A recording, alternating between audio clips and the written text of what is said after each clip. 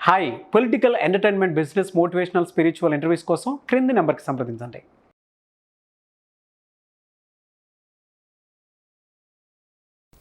అందరికీ శుభాశీస్సులండి.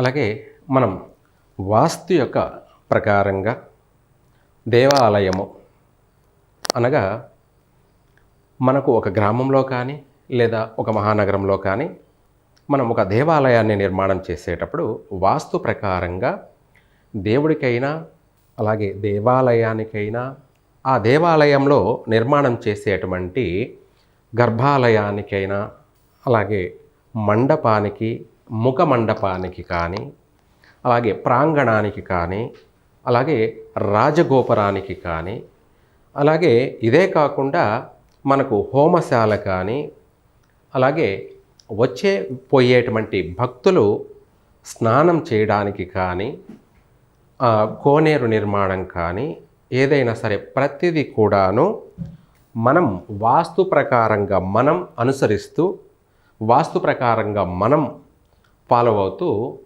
ఆ దేవాలయానికి సంబంధించి చక్కగా నిర్మాణం చేసినట్టయితే ఆ దేవాలయము ఆ గ్రామ ప్రజలకు కానీ ఆ నగర ప్రజలకు కానీ అంతేకాకుండా ఆ ప్రాంతం అనగా దేశానికి కానీ క్షేమంగా ఉంటుంది.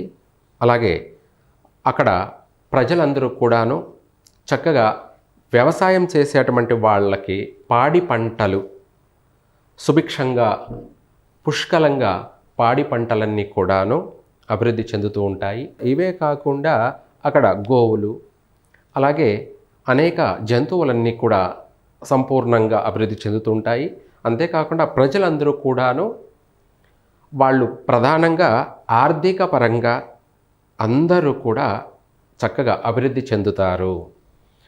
ఇదే కాకుండా మనము ఆ యొక్క దేవాలయ నిర్మాణానికి వాస్తు ప్రకారంగా ముందుగా గర్భాలయం, ఈ గర్భాలయానికి ఎలుపటి కొలతలు అనగా అవుటర్ టు అవుటర్ వెలి కొలతలు తీసుకొని దేవాలయ ఆ యొక్క గర్భాలయానికి ఆయం ప్రకారంగా ఆయాన్ని కట్టి ఆ ఆయం ప్రకారంగానే రాతి గోడలతోటి నిర్మాణం చేయాలి.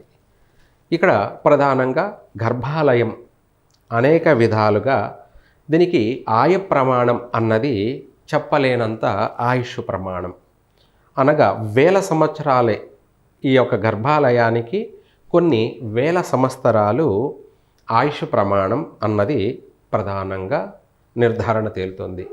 అయితే గర్భాలయానికి మనము వాస్తు ప్రకారంగా మనం ఎప్పుడైతే ఆయాన్ని కట్టి ఆయం ప్రకారంగా నిర్మాణం చేశామో అప్పుడు ఆ యొక్క దేవాలయానికి శక్తి అన్నది ఏర్పడుతుంది, స్థాన బలం అన్నది ఏర్పడుతుంది. అన్ని వేల సంవత్సరాలు కూడా ఆ దేవాలయము మంచి అభివృద్ధిలో ఉంటుంది. అనగా ఆ యొక్క స్థాన బలము ఆ యొక్క దేవాలయ నిర్మాణము ఇందులో మనము ముందు ప్రధానంగా ఆయం నిర్మాణంతో దేవాలయాన్ని నిర్మాణం చేసే అంశం ఒకటి. రెండో విధి విధానం ఏమిటంటే మనము ఆ యొక్క దేవాలయాన్ని కూడా ముందు నిర్మాణం చేసేటప్పుడు నవధాన్యాలను వేసి పంట పండించి గోవులను తీసుకొచ్చి ఆ యొక్క గోవుల్ని ఆ యొక్క ప్రాంగణంలో వదిలినట్టయితే చక్కగా ఆ నవధాన్యాలు ఏపుగా పండినటువంటి ఆ పంటని తిని అక్కడే అవి కాస్త మలము మూత్రము విసర్జిస్తాయి. మలమూత్రము అంటే గోపంచకము అలాగే పేడ, ఇవి చాలా యాంటీబయాటిక్ అంటే అనేక విధాల శక్తి కలిగినటువంటిది ఈ పేడ కూడాను. మలము విసర్జించడం వల్ల మనం పూర్వమంతా కూడా ఇంటికి ముందు కల్యాపు చల్లడం అంటే పేడ నీళ్ళతో ఆవు పేడతోటి కల్యాపు చల్లడం వల్ల ఎటువంటి నెగటివ్ అయినా కూడా అంటే ఎంతటి దోషమున్నా కూడా వైదొలిగిపోతుంది. ఆ ఆవు పేడతో అలికినటువంటి ఆ ప్రాంగణంలోకి ఎటువంటి చీడ పురుగులు అంటే తేళ్లు కానీ పాములు కానీ మండ్రగబ్బలు కానీ జర్రులు కానీ ఎటువంటివైనా కూడాను విష పురుగులు క్రిమికీటకాలన్నీ కూడా ఆ ప్రాంగణంలోకి ప్రవేశించేటివి కాదనమాట. అంతటి శక్తి కలిగిందే ఆ మూత్రము. ఆ ఆవు పంచతం కూడాను మనకు ఆ భూమి ఎటువంటి వైరస్ ఉన్నా కూడా, ఎటువంటి నెగటివ్ ఎనర్జీ ఉన్నా కూడా ఆ ఆవు మూత్రం వదలడం వల్ల అక్కడ ఉన్నటువంటి అత్యంత నెగటివ్ ఎనర్జీ కూడా పూర్తిగా వైదొలిగిపోతుంది. రెండో అంశము, ఆ దేవాలయానికి, ఆ స్థానానికి అత్యంత కళాంశము, అత్యంత శక్తి పెరుగుతుంది. మూడో అంశము, మనం దేవాలయాన్ని శంకుస్థాపన అనగా భూమి పూజ ప్రారంభించేటప్పుడు అమావాస్య అయిన తదుపరి పౌర్ణం వరకు అనగా శుద్ధపక్షము, శుక్లపక్షము అనగా ఈ పక్షంలోనే భూమి పూజ ప్రారంభించాలి.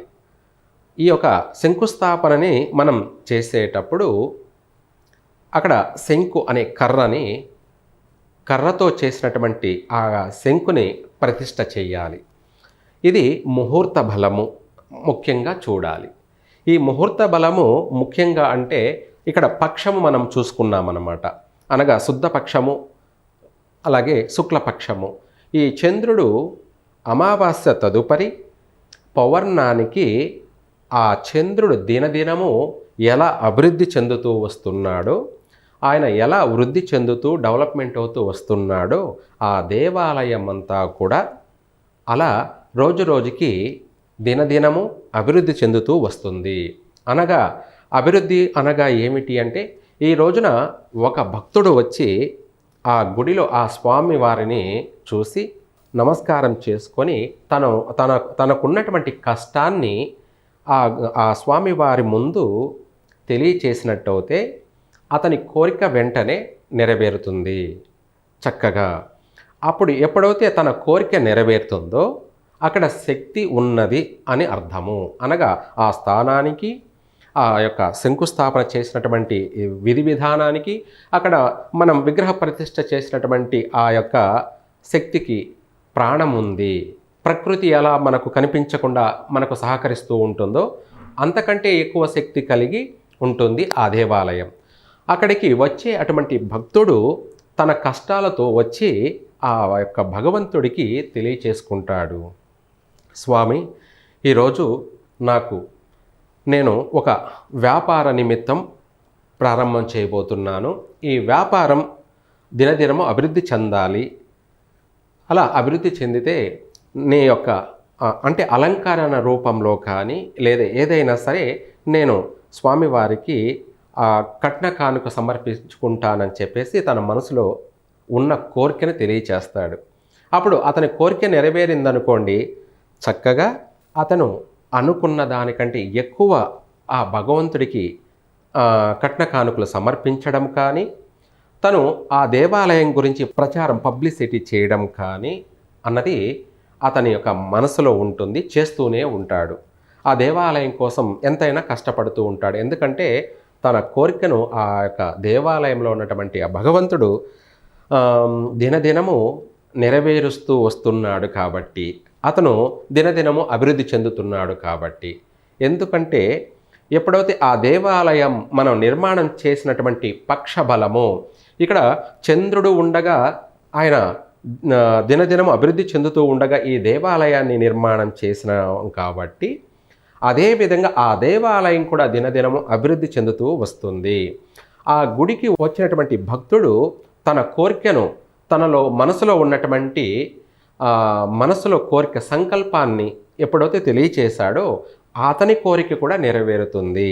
చక్కగా అతని కోరిక నెరవేరింది, అతను చేసినటువంటి వ్యాపారం అభివృద్ధి చెందింది కాబట్టి అప్పుడు ఆ దేవాలయము ప్రాచుర్యంలోకి వస్తుంది.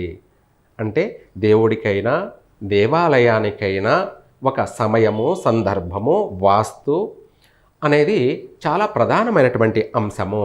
అలాగే జ్యోతిష్యపరంగా కూడా ఆ దేవాలయాన్ని నిర్మాణం చేసినటువంటి సమయము, పక్షబలము, అదేవిధంగా ముహూర్త బలం కూడాను.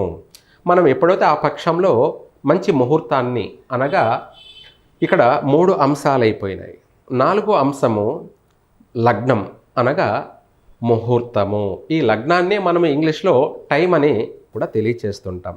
అయితే ఈ యొక్క నిర్మాణానికి సంబంధించి బ్రహ్మ ముహూర్తంలోనే ఆ దేవాలయానికి మనం భూమి పూజ శంకుస్థాపన చేయాలి. అనగా అది ఉదయం మనకు 4 నుంచి 7 వరకు కూడా 6-7 వరకు కూడా ఈ యొక్క సమయంలో ఆ దేవాలయానికి భూమి పూజ చేసినట్టయితే అత్యంత శక్తి ఏర్పడుతుంది. ఎందుకంటే ఆ బ్రహ్మ ముహూర్తంలోనే ప్రతి జీవరాశి, ప్రతి వృక్షము, చెట్లు కానీ, పుట్టలు కానీ, అలాగే మనుషులు కానీ, జీవరాశులు కానీ అన్నీ ఆ సమయంలోనే వాటి యొక్క బాడీ, తన యొక్క దేహము, శరీరము అంతా కూడా పెరుగుతూ వస్తూ ఉంటుంది, డెవలప్మెంట్ అవుతూ వస్తూ ఉంటుంది. ఆ సమయంలో మనం ఇక్కడ శంకుస్థాపన చేయడం వల్ల ఆ యొక్క ఫలితం అనేది ఆ స్థానంలో ఎవరైతే వచ్చి నిలబడతారో వాళ్ళకి మనసు ప్రశాంతత కలుగుతుంది, పీస్ఫుల్గా ఉంటుంది, ఏకాగ్రత కలుగుతుంది. భక్తి అనే వాళ్ళలో ఎక్కువ శక్తి అని పెరుగుతుంది. భక్తి అనే భావన కలుగుతుంది. తెలియనటువంటి ఆ యొక్క భక్తి అనే భావన ప్రతి మనిషికి కూడా ఏర్పడుతూ వస్తుంది. మనం ఆ స్థానంలో ఉన్నామంటే మనకు స్వశక్తిగా భక్తి ఏర్పడుతుంది. సర్వే జనా సుఖినో భవంతు.